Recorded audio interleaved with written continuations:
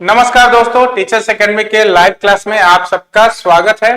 कष्ट के लिए खेद है, थोड़ा नेटवर्क में कुछ प्रॉब्लम हो गई थी। ठीक है, तो सभी लोग अब फिर से क्लास से जुड़ जाएं। ठीक है, और जैसा कि मैं बता दूं कि जो प्रीवियस ईयर क्वेश्चन था, पिछला हमने सॉल्व कराया था, उसमें 13 क्वेश्चन मात्र सॉल्व कराए थे, उसमें का 17 क्वेश्चन बाकी रह गया है। ठीक है, तो चलिए उसी के आगे हम कंटिन्यू करते हैं। और इसके पहले कि मैं कंटिन्यू करूं क्लास को, आप सभी लोग वीडियो को ज्यादा से ज्यादा संख्या में शेयर कर दीजिए। ठीक है, तो चलिए बढ़ते हैं क्लास की तरफ। देखते हैं सबसे पहला क्वेश्चन क्या है। तो 13 नंबर क्वेश्चन तक सॉल्व हुआ था, अब यहाँ पे हम 14 नंबर क्वेश्चन से शुरू करते हैं। ठीक है, तो चलिए बढ़ते हैं आगे। सबसे पहले ध्यान दीजिए यहाँ पे कि त्रिभुज ABC है यहाँ पे। ठीक है, अगर बात करें किसकी, त्रिभुज ABC की अगर बात करें, ठीक है, तो यहाँ पर एक एक्स वाई भुजा है। ध्यान दीजिएगा, एक एक्स वाई भुजा है जो किसके समांतर है, बताइए, BC के समांतर है। ठीक है, तो BC के समांतर है जो त्रिभुज ABC को दो बराबर क्षेत्रफल वाले भागों में क्या करती है, विभाजित करती है। तो दो बराबर क्षेत्रफल का मतलब ये हुआ कि अगर इसका क्षेत्रफल 1 वर्ग मीटर है, इसका भी क्षेत्रफल क्या होगा, 1 वर्ग मीटर होगा। यानी कि दो बराबर हिस्सों में बांटती है, यानी जितना इस त्रिभुज का क्षेत्रफल होगा उतना इस चतुर्भुज का क्षेत्रफल होगा। ठीक है, और जैसे कि आप देख रहे हैं कि ये जो त्रिभुज है, थोड़ा सा यहाँ पे एक काम करते हैं, यहाँ बी बना लेते हैं। ठीक है, यहाँ पे क्या करते हैं, हम बी बना लेते हैं, क्योंकि जो एक्स वाई है किसके समांतर है, AC के, तो यहाँ हम बी बना लेते हैं। ठीक है, और यहाँ पर कर लेते हैं हम क्या, यहाँ पर कर लेते हैं ए। ठीक, यहाँ पर ए कर लेते हैं। ठीक है, तो जो एक्स वाई है किसके समांतर है, AC के। और ठीक है, और इस प्रकार बात रही है कि जो क्षेत्रफल इसका होगा वही क्षेत्रफल इसका। मान लेते हैं ये 1 वर्ग मीटर है, तो ये भी क्या है, बताइए, 1 वर्ग मीटर है। ठीक है, अब चलिए बढ़ते हैं कैसे सॉल्व करना है। ध्यान दीजिएगा कि संलग्न चित्र में रेखाखंड एक्स वाई त्रिभुज ABC की भुजा AC के समांतर है, जो त्रिभुज ABC को दो बराबर क्षेत्रफलों में बांटती है, ये भी हो गया। ठीक, अब ध्यान दीजिए कि त्रिभुज BXY उसी में बना है, त्रिभुज ABC में ही, तो भाई कोण कोण कोण से दोनों समरूप हो जाएंगे। तो यहाँ पर क्या होगा, बताइए, त्रिभुज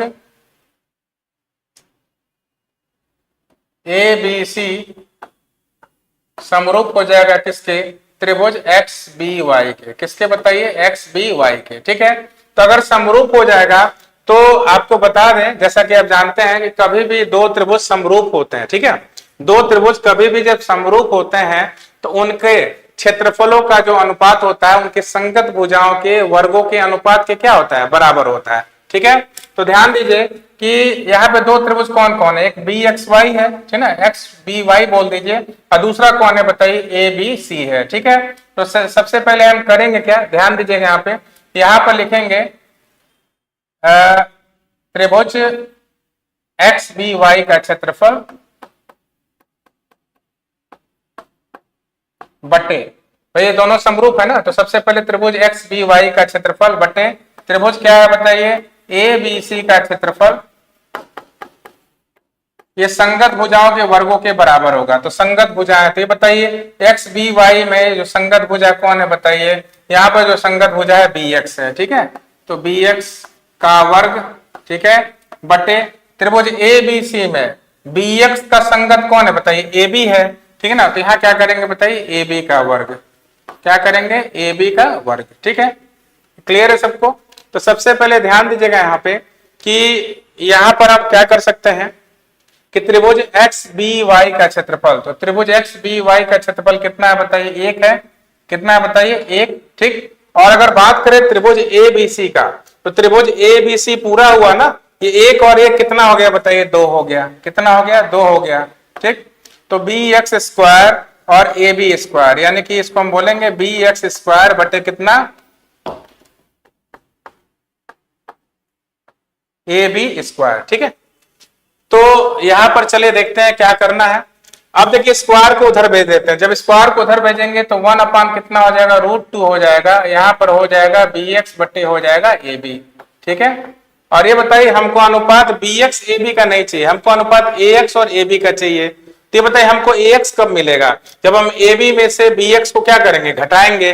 तो वो पॉसिबल तब होगा जब दोनों तरफ से हम 1 को माइनस करें, 1 में से माइनस करें, तो दोनों तरफ 1 में से 1/√2 को भी माइनस करेंगे, और इधर क्या होगा, 1 में से हम क्या करेंगे, BX/AB को भी हम माइनस करेंगे। तो चलिए देखिए यहाँ पे √2 1 जा √2 -1 बटे √2 हो गया। ठीक है, यहाँ देखिए AB 1 जा AB का 1 में गुणा हो जाएगा -bx बटे कितना हो गया AB हो गया। तो देखिए अगर हम पूरे AB में से किसको निकाल दे bx को निकाल दे तो क्या बचेगा ax बचेगा। ठीक है, तो यहाँ ध्यान दीजिए √2 -1 अपान √2। ठीक है, और ध्यान दीजिए AB में से हमने AB में से किसको निकाल दिया bx को निकाल दिया तो क्या बचेगा ax बचेगा।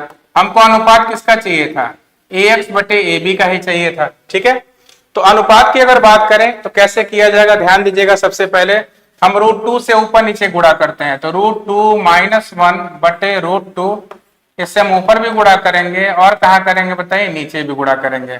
तो √2 में √2 का गुणा करो 2 हो जाएगा, √2 का 1 में मल्टीप्लाई करेंगे तो √2 अपान √2 में √2 से मल्टीप्लाई 2 हो गया। तो अनुपात क्या होगा बताइए, अनुपात हो जाएगा 2 - √2 अनुपाते 2। ठीक है, तो कौन सा नंबर ऑप्शन हो गया बताइए, ऑप्शन नंबर 2 हो जाएगा। तो 14 नंबर वाले क्वेश्चन का आंसर कौन सा हो गया बताइए, ऑप्शन नंबर 2।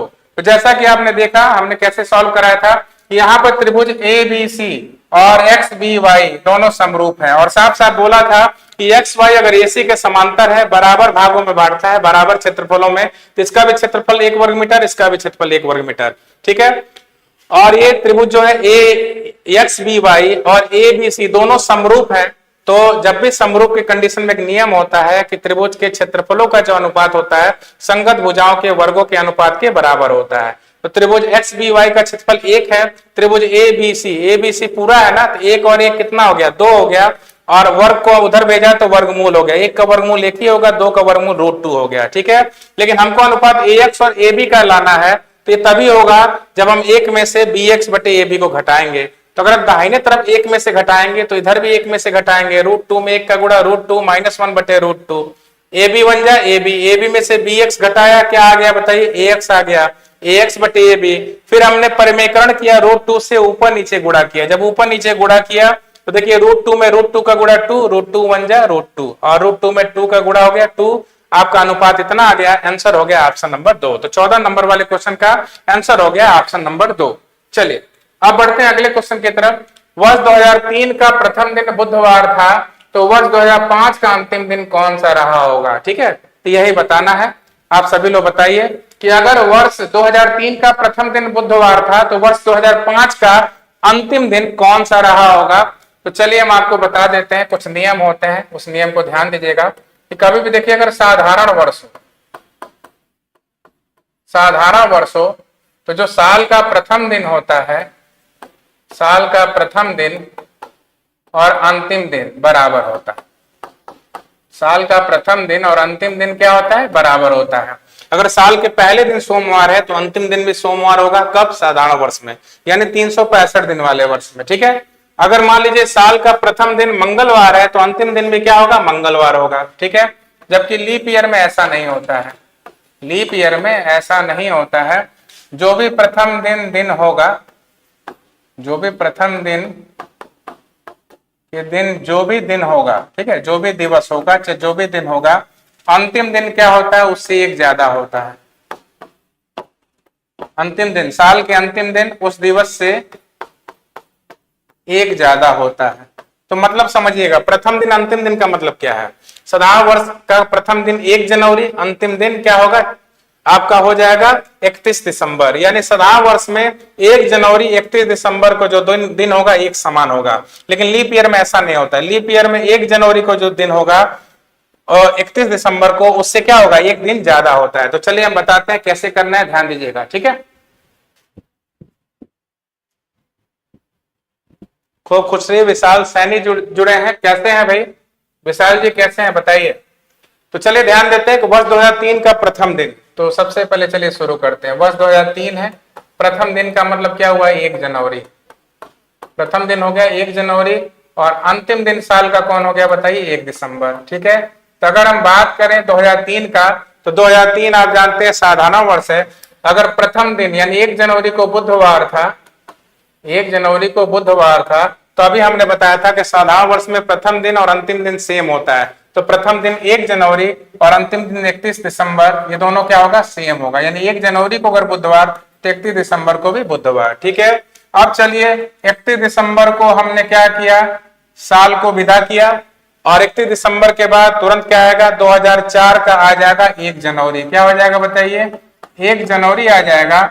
और ये बताइए कि 2003 का 31 दिसंबर है, अगले दिन 1 जनवरी है 2004 का, तो बुधवार के बाद क्या आएगा बताइए, बृहस्पतिवार होगा। क्या हो जाएगा बताइए, बृहस्पतिवार। ठीक है, और 2004 लीप ईयर है, तो अभी हमने बताया था कि जब भी लीप ईयर होगा तो क्या होगा, साल के प्रथम दिन से अंतिम दिन 1 दिन ज्यादा होगा। तो ध्यान दीजिएगा, अगर 1 जनवरी को बृहस्पतिवार है तो 31 दिसंबर को 1 दिन ज्यादा होगा, क्या हो जाएगा बताइए, शुक्रवार हो जाएगा। क्या हो जाएगा, शुक्रवार। ठीक, फिर आ जाते हैं हम 2005 पे। ठीक है, हमने 2004 31 दिसंबर को क्या किया, 2004 के साल को विदा किया। ठीक है, तो जैसे विदा किया तो 2005 का 1 जनवरी आ गया, अगले दिन 1 जनवरी आ गया, तो शुक्रवार के बाद अगला दिन कौन आएगा बताइए, शनिवार होगा। ठीक है, और जैसा कि आप जानते हैं 2005 जो है क्या है, साधारण वर्ष है। 1 जनवरी को अगर शनिवार है तो 31 दिसंबर को भी क्या हो जाएगा बताइए, शनिवार हो जाएगा। क्यों, क्योंकि साधारण वर्ष में साल का पहला दिन यानी 1 जनवरी और साल का अंतिम दिन यानी 31 दिसंबर दोनों सेम होगा। तो क्या पूछा था बताइए, तो 2005 का अंतिम दिन कौन सा रहा होगा, तो ये बताइए 2005 का अंतिम दिन 31 दिसंबर को ही होगा। कौन सा दिन रहा होगा, शनिवार। तो आंसर कौन सा है आपका, ऑप्शन नंबर 4। तो 15 नंबर वाले क्वेश्चन का। चलिए विशाल जी बोल रहे हैं सब बढ़िया है, ईश्वर करे सब बढ़िया रहे। तो आप सभी लोग समझ गए होंगे। चलिए बढ़ते हैं अगले क्वेश्चन की तरफ। थोड़ा आप लोग बताते भी चलिए तभी मजा आएगा, ठीक है ना। बड़ा नीरस टाइप का महसूस हो रहा है, आप लोग कोशिश नहीं कर रहे हैं, थोड़ा कोशिश करिए आप सभी लोग भी, ठीक है। तो देखते हैं यहाँ पे 42/55, ठीक है ना। अरे थोड़ा उत्साह में भरकर सारी चीजें आप लोग पूरा बताइए, तब मजा आना है, ठीक है। तो उत्साहित होकर सभी लोग बताएं। तो यहाँ पर क्या बताइए, इसका मौसा बताना है। तो मौसा का रूल क्या होता है, अंश का मौसा और बटे क्या होता है, हर का लौसा, ठीक है। तो चलिए बहुत बढ़िया, विशाल जी ने बताया सैटरडे, बहुत बढ़िया। देखिए तो 42/55, 14/33, 21/22 का मौसा निकालना है। तो क्या नियम है बताइए, 42, 14, 21 का मौसा लेंगे। जब भी मौसा लेना होता है अंश का मौसा और हर का लौसा। हर कौन है बताइए, 55, 33 और 22 का लौसा, ठीक है। तो देखिए इसको करने से पहले सबसे बढ़िया तरीका हम आपको बता दें कि इसको अगर करेंगे उससे पहले आप एक काम करिए, इसको ऑप्शन से ही सॉल्व कर लीजिए, सबसे बढ़िया होगा, ठीक है ना। तो अगर ऑप्शन से सॉल्व करेंगे तो कैसे होगा, 42, 14 और 21 का मौसा वह बड़ी से बड़ी संख्या होगी जो इन तीनों को काट सके, ठीक है। तो बताइए 7 ऊपर जो संख्या कौन सी संख्या है जो इन तीनों को पूरी तरह काट सके। तो आप देखिए 21, 21 क्या तीनों को काट पाएगा, नहीं। 3 काट पाएगा तीनों को, नहीं। 3 14 को नहीं काट पाएगा।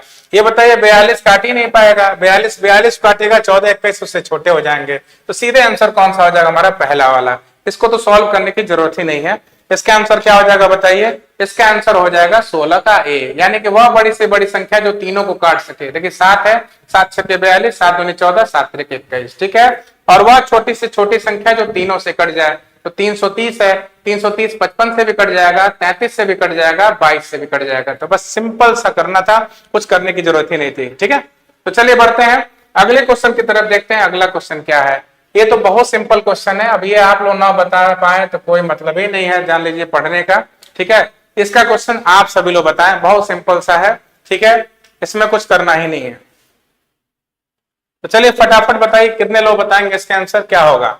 ₹57, ठीक है, ₹57 और 75 पैसों के मूल्यों में मूल्य बताइए।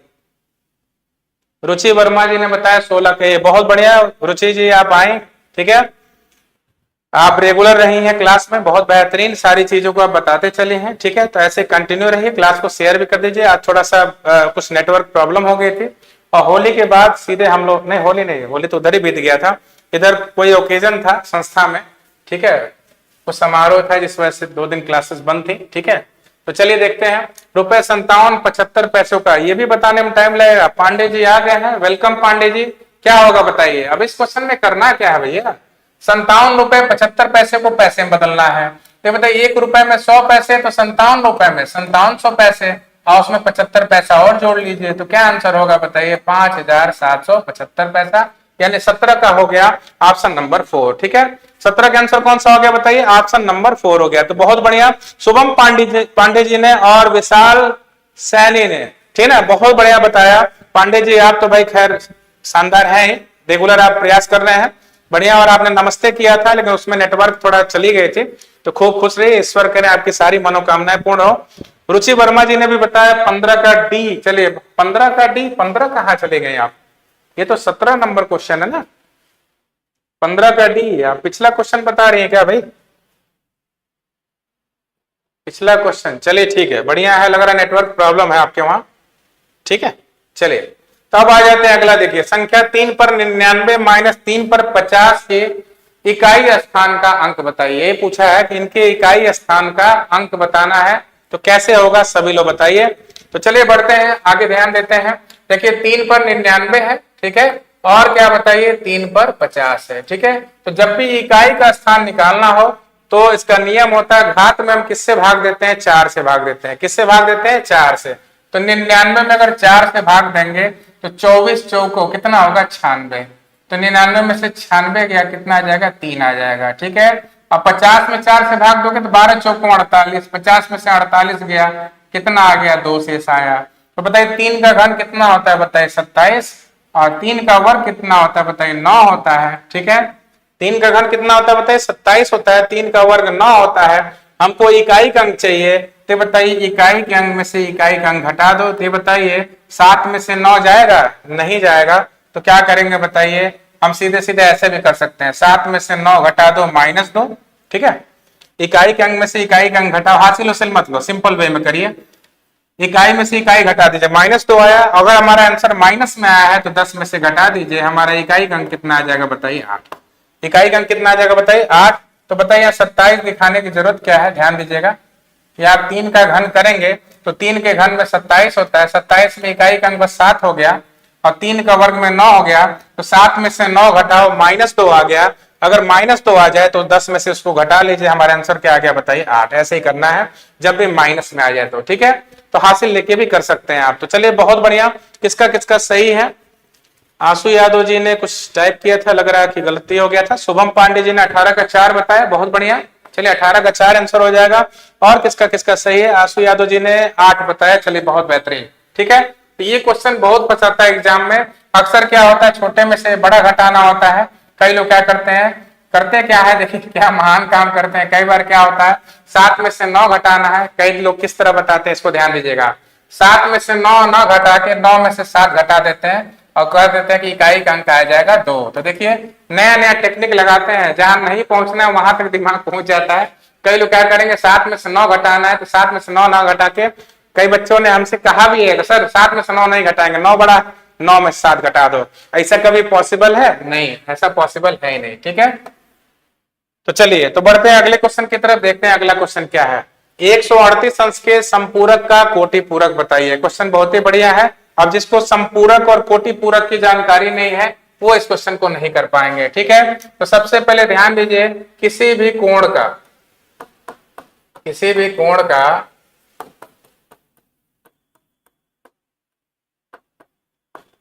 संपूरक वह संख्या होती है जिसको जोड़ने पर हमें क्या प्राप्त हो? 180 अंश प्राप्त हो, ठीक है। तो ये बताइए, अभी हम पूछे कि 20 अंश का संपूरक बताइए, तो 20 को हम 180 में से घटा दें, कितना हो जाएगा बताइए? 160, ठीक है। अगर पूछ दिया जाए 40 का संपूरक बताइए, तो 180 में से हम 40 को घटा दें तो संपूरक आ जाएगा, कितना हो जाएगा? 40 घटाया कितना आ गया बताइए? 140, ठीक है। तो किसी भी कोण का संपूरक वह संख्या होती है, ठीक है, जिसको जोड़ने पे 180 मिले। तो 20 में 160 जोड़ो, 180 आ रहा है। 40 में 140 जोड़िए, 180 आ रहा है। 90 में 90 जोड़िए, क्या आएगा? 180 आएगा। तो 90 का संपूरक कौन होगा? 90, ठीक है। और कोटि पूरक की बात करें, कोटि पूरक की अगर बात करें तो कोटि पूरक निकालना हो, जैसे मान लीजिए 30 अंश का कोटि पूरक निकालना, तो 180 में से नहीं घटाना, किस में से घटाना? 90 में से घटाना है। तो 90 में से 30 घटा दो, कितना हो गया बताइए? 60, ठीक है। कौन सा ऐसा कोण है जिसका कोटि पूरक खुद वही संख्या होगी? तो वो होगी 45 अंश।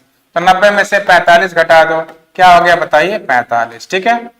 तो कोटि पूरक निकालने के लिए हम क्या करेंगे? 90 में से घटा देते हैं, और संपूरक निकालने के लिए 180 में से घटा देते हैं, ठीक है। कोटि का एक और नाम होता है, क्या नाम होता है? पूरक। नाम चेंज करके आता है, कई लोग फंस जाते हैं एग्जाम में, तो फंसिएगा मत। संपूरक का भी एक और नाम होता है, क्या बोलते हैं? ऋजु पूरक बोलते हैं। क्या बोलते हैं?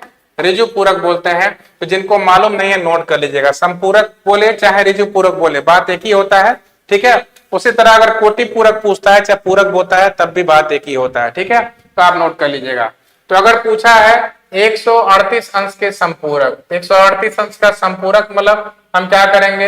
138 को 180 में से क्या करेंगे बताइए? घटा देंगे। सॉरी, 138 को 180 में से घटा दिए, 10 में से 8 गया 2 और 7 में 3 गया 4, कितना हो गया बताइए? 42, ठीक है।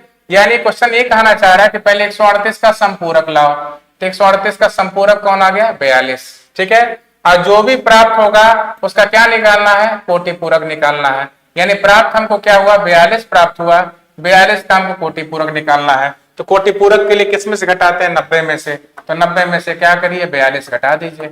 90 में से 42 घटा दीजिए, क्या आंसर हो जाएगा बताइए? 48 अंश। क्या आंसर हो जाएगा बताइए? 48 अंश। तो 19 नंबर वाले क्वेश्चन का आंसर हो गया ऑप्शन नंबर 2, ठीक है। तो जिसका जिसका ऑप्शन नंबर 2 है बहुत बढ़िया है। शुभम पांडे जी ने 19 का 2 बताया है, आशु यादव का 48 आंसर है, बहुत बढ़िया यादव जी। रुचि वर्मा जी ने बताया 19 का भी, चलिए बहुत ही बेहतरीन। तो आप सभी लोग समझ गए होंगे। तो संपूरक के लिए 180 में से घटाना है और कोटि पूरक के लिए 90 में से घटाना है। तो संपूरक के लिए पहले 180 से घटा के 42 लाए, फिर इसका कोटि पूरक पूछ रहा है तो 90 में से घटा दिया, 48 आंसर आ गया। तो 19 नंबर वाले क्वेश्चन का आंसर हो गया ऑप्शन नंबर 2।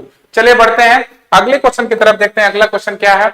यदि 3 1 x 5 9 का अपवर्त है जहां x एक अंक है, तब x का मान समान होगा, ठीक है।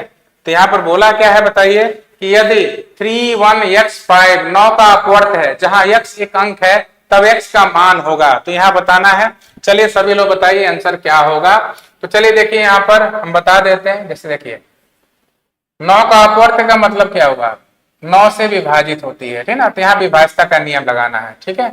कोई अगर आपसे पूछ दे कि बताइए क्या ये 9 से विभाज्य है कि नहीं है, ठीक है।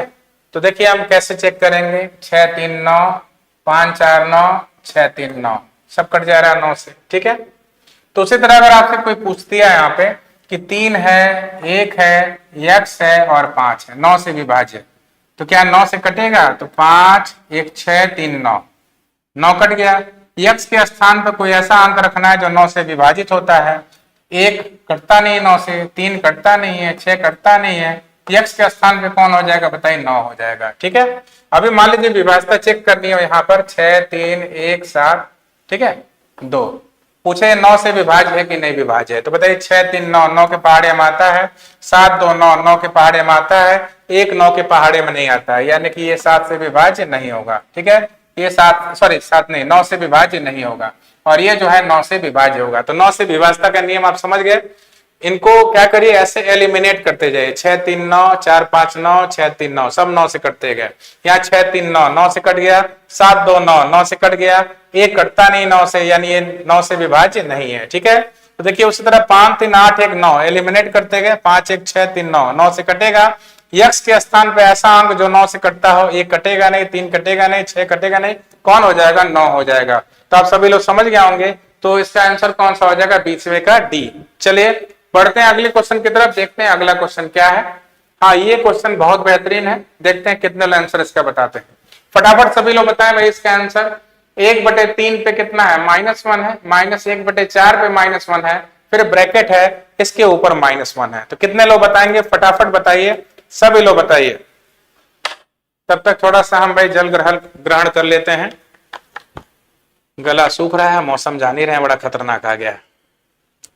तो देखते हैं कौन कौन बताता है। रुचि वर्मा जी, शुभम पांडे, आशु यादव भी जुड़े हैं, ठीक है। तो आप लोगों में से देखते हैं कौन पहले आंसर देता है। विशाल सैनी इस समय लग रहा है कुछ आराम फरमा रहे होंगे, कोई बात नहीं। चलिए बताइए इस क्वेश्चन को।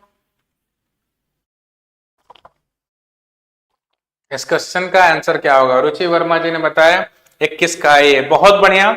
वर्मा जी ने आंसर दिया, आशु यादव ने भी दिया आंसर -1। देखते हैं अब सही है गलत है ये तो अभी नहीं बताऊंगा, ठीक है। अंजू जुड़ गई हैं, स्वागत है आपका टीचर्स एकेडमी के परिवार में, ठीक है। तो अंजू जी ने 1 बताया है, 1 आंसर अभी हमने बोला ना कि अभी नहीं बताएंगे, ठीक है। शुभम पांडे जी का भी 1 आ गया है। चलिए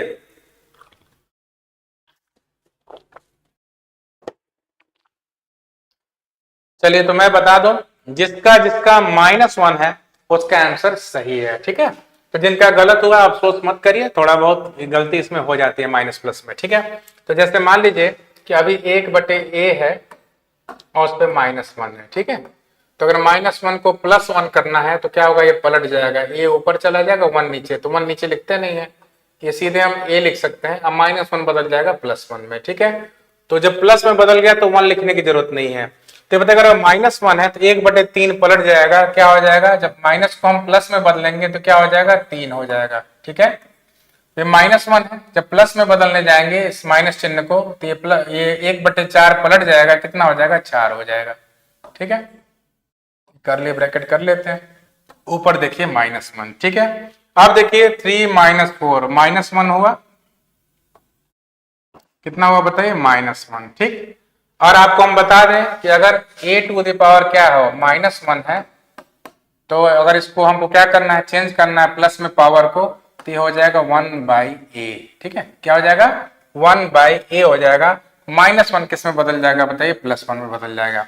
तो वैसे ही है, ध्यान दीजिएगा यहाँ पर कैसे करना है हमको बताइए, यहाँ पर करना कैसे है, ध्यान दीजिएगा 1/, ठीक है, ये -1 +1 बन के चला गया नीचे, तो उसी तरह -1 है, ध्यान दीजिएगा, तो -1 के ऊपर पावर, ये -1 जो है +1 बन के जाएगा नीचे, तो +1 अगर पावर हो तो कोई मतलब नहीं है, उसको सीधे 1/-1 लिख सकते हैं। अब प्लस में माइनस से भाग दो, -1 आंसर आ गया। आंसर कितना होगा बताइए, -1। ठीक है, तो इसका आंसर कौन सा होगा बताइए, -1 आंसर होगा। आप सभी लोग समझ गए होंगे, तो -1 है, पलट दीजिए, ये प्लस में आ जाएगा, +1 हो जाएगा, +1 लिखने की जरूरत नहीं है। 1/4 है, -1 है, अगर +1 में बदलना है, यानी चिन्ह जब भी बदलते हैं पावर का तो अंदर वाला आधार पलट जाता है। 1/4 4/1 हो जाएगा, तो नीचे 1 लिखने की जरूरत नहीं है। फिर देखिए -1, 3 में से 4 गया, -1 पे -1। ठीक है, ये इसी टाइप का है, देखिए a पर -1 है, -1 है, और ये a यहाँ पर क्या है बताइए, a/1 है, तो अगर माइनस को हमको प्लस में बदलना है तो a/1 1/a हो जाएगा, -1 हो जाएगा +1। तो वैसे सेम चीज देखिए, -1 +1 हो गया। ठीक है, तो -1 पे 1 पावर लिखने की जरूरत नहीं है, और ऊपर प्लस नीचे माइनस, प्लस में माइनस से भाग दो, माइनस हो जाएगा, आंसर आएगा 1, यानी कि 21 नंबर का पहला आंसर हो जाएगा। तो आप सभी लोग समझ गए होंगे, बहुत ही बेहतरीन क्वेश्चन था, बस ध्यान देना था। देखिए थोड़ी सी गलती से -1 से +1 हो गया। देखिए 22 नंबर क्वेश्चन का क्या कहना, 22 नंबर क्वेश्चन भी बहुत ही मजेदार है। किसी त्रिभुज की भुजाएं क्रमशः 35 सेंटीमीटर, 54 सेंटीमीटर, 61 सेंटीमीटर है, इनमें सबसे बड़े शीर्षा विलंब की लंबाई बताइए। इनमें जो सबसे बड़ा शीर्षा विलंब है उसकी लंबाई बताना है। तो चलिए एक त्रिभुज हम ले लेते हैं यहाँ पे,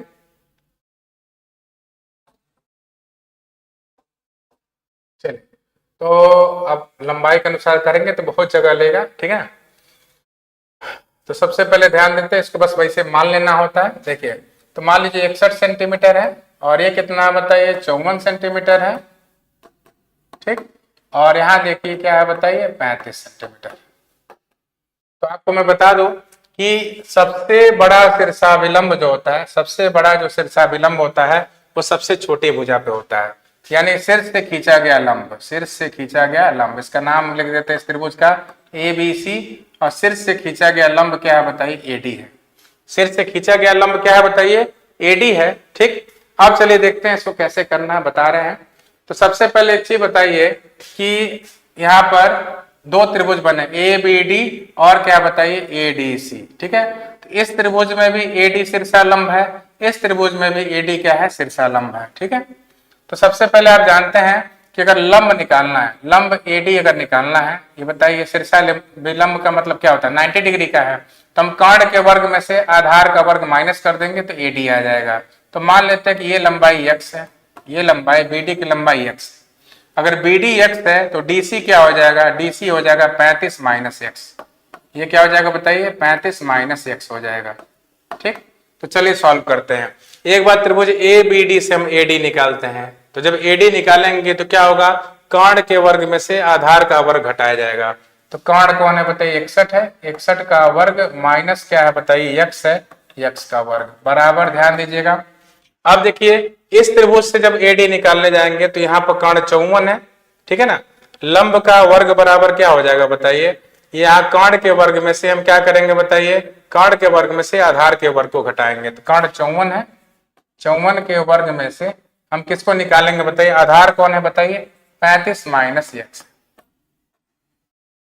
ठीक है, इनके वर्ग को माइनस करेंगे, ठीक है ना। तो बताइए ये भी AD का स्क्वायर है, यहाँ भी AD का स्क्वायर निकल रहा है इस तरीके से, किस त्रिभुज में, त्रिभुज ABD में, और इस त्रिभुज में भी AD का स्क्वायर निकल रहा है, ठीक है ना। तो भाई दोनों AD के स्क्वायर है तो बराबर होंगे ना। तो चलिए इसको हम सॉल्व करते हैं, कैसे सॉल्व करेंगे चलिए देख लिया जाए। तो सबसे पहले सॉल्व करेंगे तो 61 का वर्ग 1, 6 एकम 6, 6 दूनी 12 का 2 हासिल 1, 6 6 36 और 1 37, 3721 माइनस x स्क्वायर। 54 का वर्ग करना है, 4 का वर्ग 16 हासिल 1, 5 चौको 20 दूनी 40 और 1 41 हासिल 4, 5 5 25 4 29, ठीक है। अब 35 माइनस एक्स का होल स्क्वायर क्या होगा, a माइनस बी का होल स्क्वायर।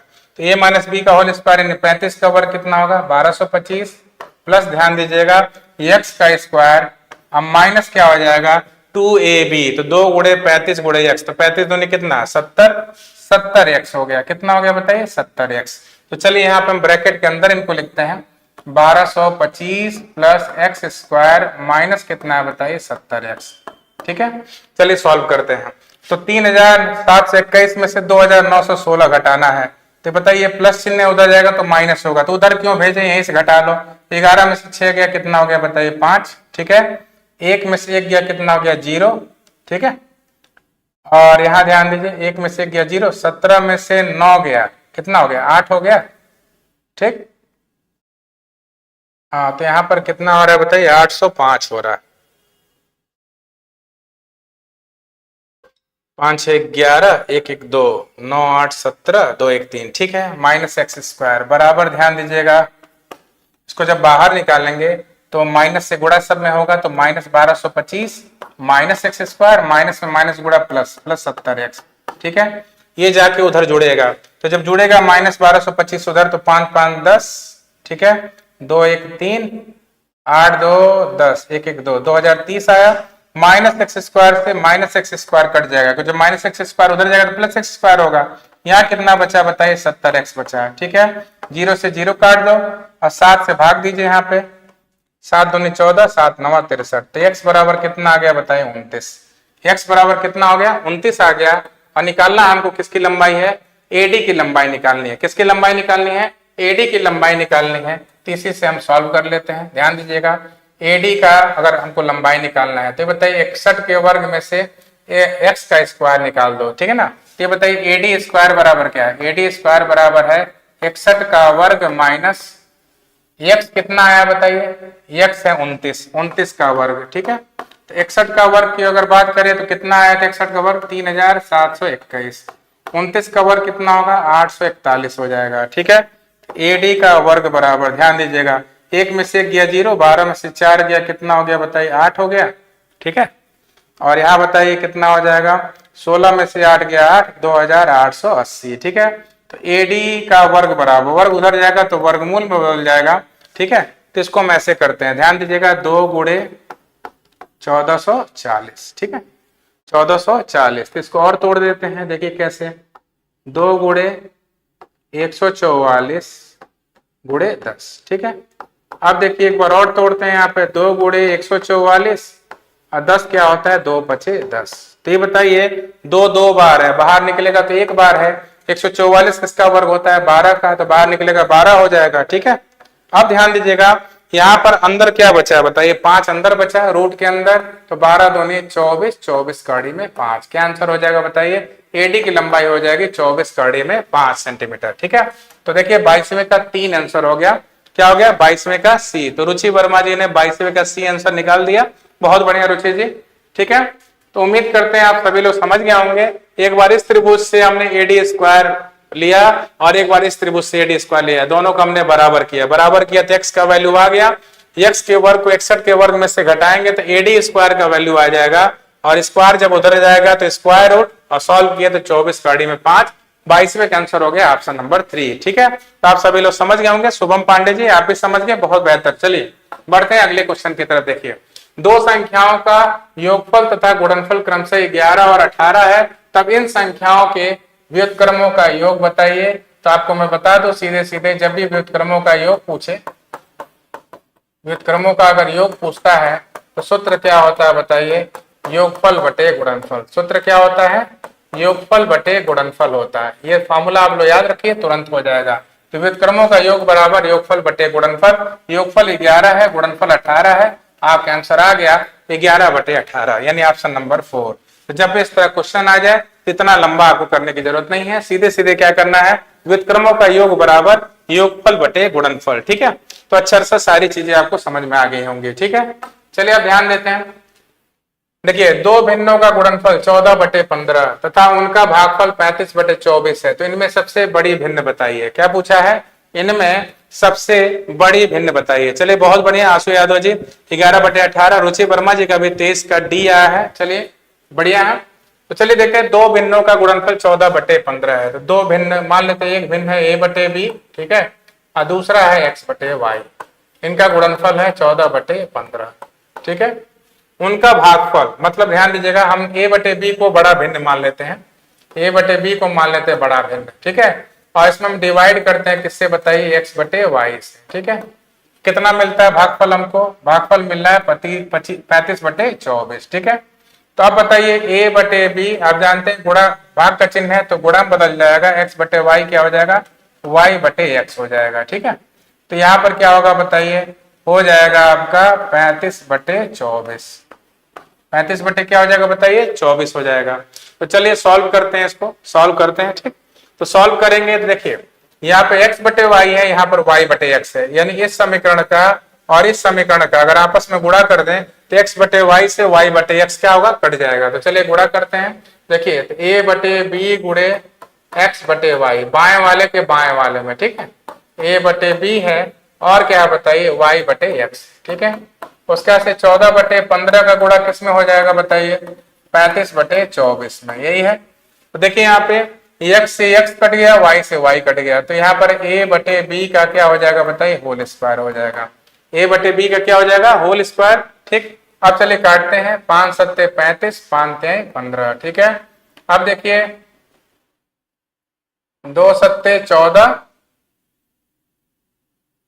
और 2 से काटे 24, 12 हो गया, तो 7 सत्ते 49, 12 तिहाई 36। ठीक है, a बटे b बराबर देखिए 49 बटे 36 है, वर्ग इधर आएगा तो क्या हो जाएगा, वर्गमूल हो जाएगा, तो 7 बटे 6 आंसर आएगा। आंसर कौन सा हो जाएगा बताइए, 7 बटे 6, ऑप्शन नंबर 2 हो गया। ठीक है, तो 24 नंबर वाले क्वेश्चन का आंसर आप लोग समझ गए होंगे। आंसर क्या हो जाएगा बताइए, ऑप्शन नंबर 2। तो कैसे किया आप सभी लोग समझ गए होंगे। हमने बड़े भिन्न को a बटे बी मान लिया और उसमें दूसरे भिन्न को x बटे वाई मान लिया, दोनों गुणनफल 14 बटे 15। फिर बोला बड़े भिन्न a बटे बी में x बटे वाई से भाग दिया जाए तो 35 बटे 24 प्राप्त हो रहा है। तो भाग का चिन्ह जब गुणा में बदलेगा तो ये पलट जाएगा। फिर समीकरण 1 और समीकरण 2 का हमने गुणा किया तो x से x कट गया, y से y। a बटे बी 2 बार है, इसको सॉल्व किया तो 49 बटे 36, वर्ग उधर आया, वर्गमूल किया तो आंसर आ गया हमारा कितना, 7 बटे 6। ठीक है, तो आंसर कौन सा हो गया बताइए, 24 नंबर का ऑप्शन नंबर 2। किसका किसका आया है, आंसू यादव जी ने भी बताया 7 बटे 6। चलिए बहुत ही बेहतरीन, बढ़ते हैं अगले क्वेश्चन की तरफ, देखते हैं अगला क्वेश्चन क्या है। निम्नलिखित में से कौन सबसे बड़ी संख्या है। ठीक है, तो देखिए 3 बटे 2 है, 4 बटे 3 है, 5 बटे 6 है, 9 बटे 7 है। ठीक है, पूछा है कि इनमें सबसे बड़ी संख्या बताइए। ठीक है, तो इनमें सबसे बड़ी संख्या बताना है। ठीक, तो सबसे बढ़िया तरीका देख लीजिए, आपको बता दें कि 3 बटे 2 और 5 बटे 6, यहाँ पे लगभग सब किस क्रम में है बताइए, और वही सॉरी सारे के सारे जो भिन्न है अनुचित भिन्न है। देखिए अंश बड़ा है सबका, 3 बड़ा है 2 से, 4 बड़ा है 3 से, 5 बड़ा है 6 से, 9 बड़ा है 7 से। ठीक है, और निकालना इसमें सबसे बड़ी भिन्न कौन सी है, तो सबसे बढ़िया तरीका है तिर्यक गुणा। देखिए 3 तिरिके 9, 2 चौको 8। ठीक है, तो ये वाला छोटा हो जाएगा। ठीक है, तिर्यक गुणा किए हैं, 3 तिरिके 9, 2 चौको 8। ठीक है, तो 8 छोटा आ रहा है, ये बड़ा आ रहा है। 6 त्रिक 18, 2 पचे 10, ये छोटा आ रहा है। ठीक है, 7 त्रिक 21, 2 नवा 18, ये छोटा आ रहा है। तो सबसे बड़ा कौन हो जाएगा बताइए, 3 बटे 2 हो जाएगा। सबसे बड़ा कौन होगा, 3 बटे 2 हो जाएगा। तो आप सभी लोग समझ गए होंगे, यहाँ पर आंसर हो गया 3 बटे 2। तो आंसू यादव जी का कौन सा आंसर आया, 3 बटे 2 आया। बहुत बढ़िया। और किसी का आंसर आया कि नहीं आया, तो आप सभी लोग समझे होंगे हमने कैसे किया। ठीक है ना, पहले हमने 3 का 3 में गुणा किया, 3 3 9, 2 चौको 8, तो जो छोटा आ रहा उसको काटते जा रहे थे। 6 3 18, 2 5 10, तो ये बताइए 18 आ रहा था या 10 आ रहा था, काट दिए, हमको बड़ा चाहिए था ना, छोटा को काटते जाएंगे। 7 3 21, 2 9 18, तो ये छोटा आ रहा था, सबसे बड़ा कौन है बताइए, 3/2 है, ठीक है। चलिए तो ऐसे बढ़ते हैं अगले क्वेश्चन की तरफ, देखते हैं अगला क्वेश्चन क्या है। गणित शिक्षण में कौन सी विधि सम्मिलित नहीं है, स्वयं सिद्धि विधि। तो स्वयं सिद्धि विधि का मतलब क्या होता है कि देखिए, स्वयं सिद्धि विधि कब आती है, स्वयं सिद्धि विधि जब आती है जब हम पूरी पढ़ाई कर लेते हैं और दुनिया को कोई कॉन्सेप्ट दे रहे हैं, सूत्र दे रहे हैं, कोई चीज खुद से उसको सिद्ध कर लिए हैं और हमने कोई मैथ्स में प्रमेय बना दिया है, तो उसी को बोलेंगे स्वयं सिद्धि, ठीक है ना। तो ये कभी भी अनुभव से नहीं आता है, ठीक ना, ये कभी भी अनुभव से नहीं आता है, ठीक है ना। तो यहाँ पर आनुवांशिक विधि नहीं होगी, यहाँ पर कौन सा आंसर नहीं होगा, आनुवांशिक विधि नहीं होगा। आनुवांशिक विधि परंपरागत चलती है, ठीक है ना, वो आप जानते हैं आपके वंशज से मिलता है, तो यहाँ पे आनुवांशिक विधि नहीं होगी। चलिए बढ़ते हैं अगले क्वेश्चन की तरफ, देखते हैं अगला क्वेश्चन क्या है।